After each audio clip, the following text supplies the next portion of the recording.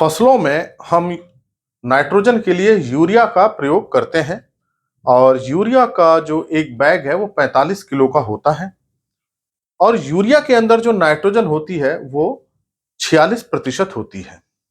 तो ये दो चीजें हैं, एक तो बैग 45 किलोग्राम का है और उसमें जो नाइट्रोजन वो 46% है।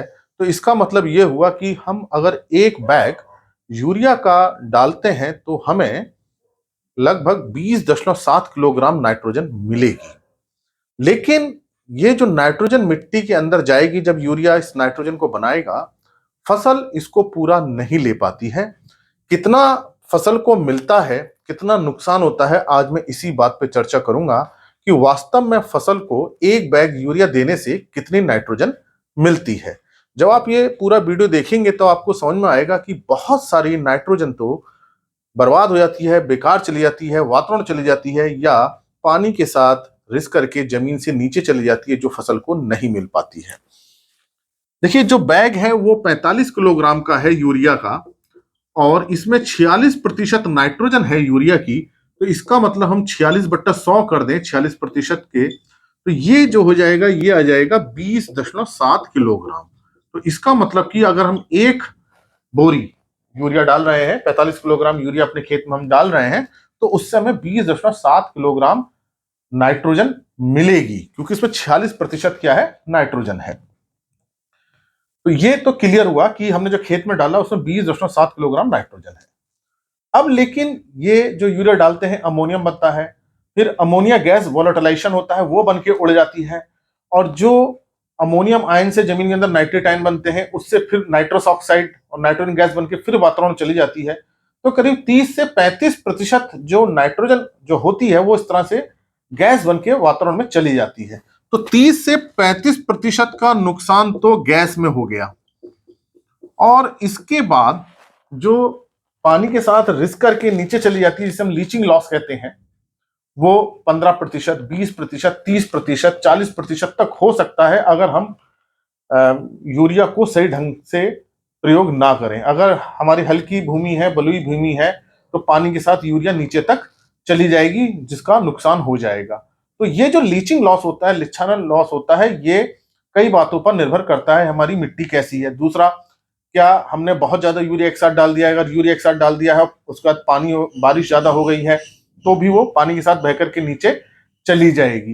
तो ये लॉस जो है, गैस के अलावा जो निच्छालन वाला जो लॉस होता है, जो लीचिंग वाला है, ये 15, 20, 25, 30% तक होता है।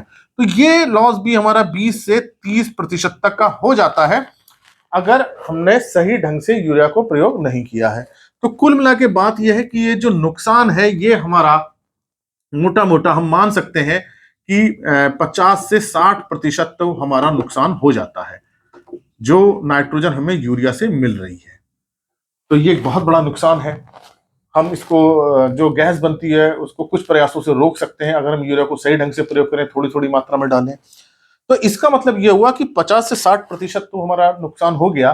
तो इसका मतलब जो पौधों को जो फसल को मिलेगी वो कितनी मिलेगी, फसल को जो मिलेगी वो 40 से 50% ही फसल को मिल पाएगी। तो इतनी जो नाइट्रोजन है यही जो है फसल को मिल पा रही है। अगर हम बहुत अच्छे ढंग से यूरिया को मैनेज कर लें तो हम 50% तक ही नाइट्रोजन को उपलब्ध करा सकते हैं। तो इसका मतलब यह हुआ कि जो 50% नाइट्रोजन फसल को मिल रही है, हमने दी कितनी है, हमने दी तो 45 किलो यूरिया है, इस बात को ध्यान रखना, ये यूरिया है, हमने दी 45 किलोग्राम यूरिया है, और जो 46% क्या है, ये नाइट्रोजन है। तो इसका मतलब कि 20.7 किलोग्राम नाइट्रोजन अभी हमने फसल में दी है। लेकिन उपलब्ध कितनी हो रही है और जो फसल को, क्योंकि बाकी का तो नुकसान हो रहा है 50 से 60% का, तो हम ये मान लेते हैं कि 50% भी उपलब्ध हो जाती है। तो 50/100, तो इसका आधा मतलब 20.7 का आधा मतलब 10 से 11 किलोग्राम ही ये मान के चले हम, चलिए इसको 11 मान लेते हैं, तो 11 किलोग्राम नाइट्रोजन फसल को मिल पाती है। ज्यादा से ज्यादा की बात हो रही है, 50% हम ज्यादा मान रहे हैं कि उपलब्ध हो रही है, उससे कम ही उपलब्ध होती है, 30 भी हो सकती है। धान के खेत में तो और कम हो जाती है, धान के खेतों में 25% तक ही उपलब्ध हो पाती है कुछ कुछ खेतों में, तो अगर हमने सही से उसका मैनेजमेंट नहीं किया। तो हम ये मान के चल रहे हैं कि अगर हम यूरिया को बहुत अच्छे ढंग से प्रयोग कर ले रहे हैं तो हमें केवल 50% ही नाइट्रोजन हमारी फसल को मिल पाएगी। और हमने दी कितनी, 20.7। और हम ज्यादा से ज्यादा मान लेंगे, हालांकि ये 10 से 11 आएगी, तो 10 से 11 किलोग्राम नाइट्रोजन ही उपलब्ध हो पाती है, इससे ज्यादा उपलब्ध नहीं हो पाती। अब आप समझ सकते हैं कि 45 किलोग्राम यूरिया से केवल 10 से 11, तो हम इसको एक रेंज ले मान सकते हैं कि 10 से 11 किलोग्राम ज्यादा से ज्यादा नाइट्रोजन हमारी फसल को मिलती है।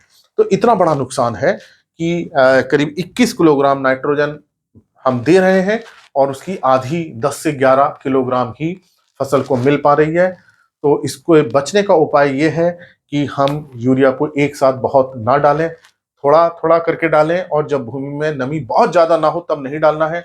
अगर बारिश होने की संभावना है तब यूरिया नहीं डालनी है, नहीं तो बारिश के पानी के साथ बह करके चली जाएगी। धान के खेत में अगर आपने यूरिया डाल रखी है तो पानी अंदर रखें, बहुत ज्यादा पानी ना भरें, पानी के साथ यूरिया चली जाएगी। और यूरिया के ऊपर मैं कई सारे वीडियो बना चुका हूं कि हम यूरिया की उपयोग क्षमता कैसे बढ़ा सकते हैं, यूरिया के उपयोग को कैसे करें, क्या क्या हमें उपाय अपनाने चाहिए। आप उन वीडियोस को जरूर देखें।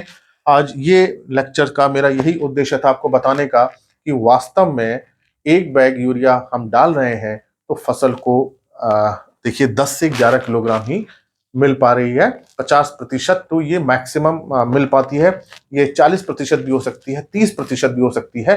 ये तो मैंने मैक्सिमम बताया है, तो 10 से कम भी हो सकती है, ये 6 किलोग्राम भी हो सकती है अगर आपने सही ढंग से इसका प्रयोग नहीं किया। यही कारण होता है कि हम यूरिया डालते हैं लेकिन हमें उसके रिजल्ट्स बहुत अच्छे नजर नहीं आते, क्योंकि उसको हम सही ढंग से मैनेज नहीं कर पा रहे हैं। तो यूरिया को आपको 3-4 बार में डालेंगे तो अच्छे रिजल्ट्स मिलेंगे, सारी आपको एक साथ नहीं डालनी है। और इस बात को ध्यान रखें, नमी उसमें पर्याप्त होनी चाहिए, बहुत ज्यादा नमी भी होनी चाहिए नहीं होनी चाहिए, ना जमीन बहुत सूखी होनी चाहिए। अगर हम इन बातों पे ध्यान रखेंगे तो जो यूरिया से फसल को नाइट्रोजन मिल रही है उसकी उपलब्धता को बढ़ा सकते हैं और फसल की ग्रोथ फिर अच्छी होगी और हमें उपज भी अच्छी मिलेगी। तो आशा है मेरी बात आपकी समझ में आई होगी कि किस तरह से कितनी कम नाइट्रोजन एक बैग से मिल रही है। तो इसी प्रकार के लेक्चर्स को देखने के लिए आप कृषि किसान प्लेलिस्ट देखिए। अगर चैनल सब्सक्राइब नहीं किया है तो सब्सक्राइब कीजिए। धन्यवाद।